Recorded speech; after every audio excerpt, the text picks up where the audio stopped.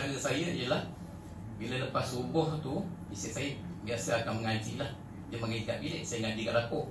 Tapi saya buat 2 cawan susu. Saya shake masuk dalam cawan, dan saya masuk bilik, pergi kat isteri saya. Nah, minumlah susu ni. Jadi tengok pada raut muka dia macam tak nak tu. Tapi kan saya yang bagi, suaminya kan, dia pun ambil minumlah. Kemudian malam pun macam tu juga. Lepas isyak tu, ini bapa ni Sali, suami ni Sali. Tapi itu je buat susu tu je. Lepas tu isyak pun macam tu juga. Malam tu macam tu juga. Saya buatkan, bagi kat dia dalam bilik. Lepas pagi besoknya, lepas subuh tu, dia cakap dengan saya, abang tak payah buat, nanti buat sendiri. Jadi maknanya bila dia kata buat sendiri tu, saya dah seronok lah. Tak payah saya setiap hari buatkan. Dan analisis saya yang kedua, maksudnya dia dah boleh terima.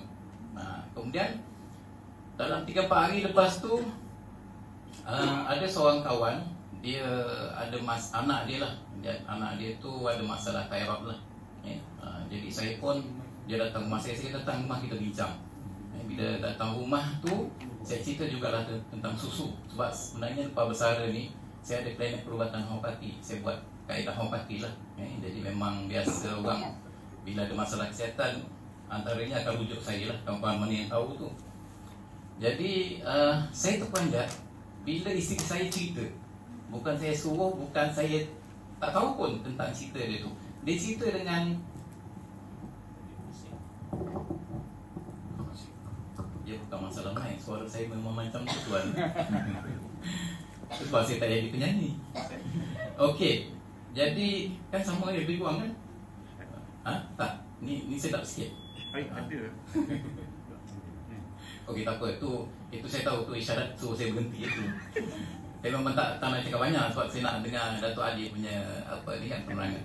Okey, dah nak habis ni. Jadi bila saya panjat, bila saya cerita dengan kawan tadi tu, namanya Nani. Nani, bagus Nani. Akak saya dah okey dah, tak payah nak tuang-tuang lagi. Daripada hari pertama saya bagi dia susu tadi tu. Jadi maknanya memang saya gembira, bersyukur, terima kasih pada Datuk Syukur dan Datuk Naimah yang telah membuat amal baik ini, buatkan susu kolesterol ni untuk kita, untuk manfaat untuk semua orang. Seperti saya dengan Kamrul Zaman, kawan saya, sama-sama dah usia muda.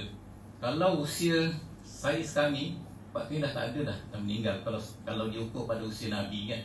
Tapi dengan usia yang berbaki ni, saya cakap dengan Kamal, kita terus buat bukan kerana duit, tapi kerana kita nak sebarkan kebaikan. Mungkin dalam banyak-banyak yang kita cadangkan untuk amalkan susu ini, dia jadi baik dan doakan kita. Mungkin doa dia lah yang menolong kita ke akhirat nanti. Jadi untuk semua, sama-sama kita teruskan usaha ini. Kita bertebaran ke muka bumi ini untuk kita sebarkan kebaikan ini.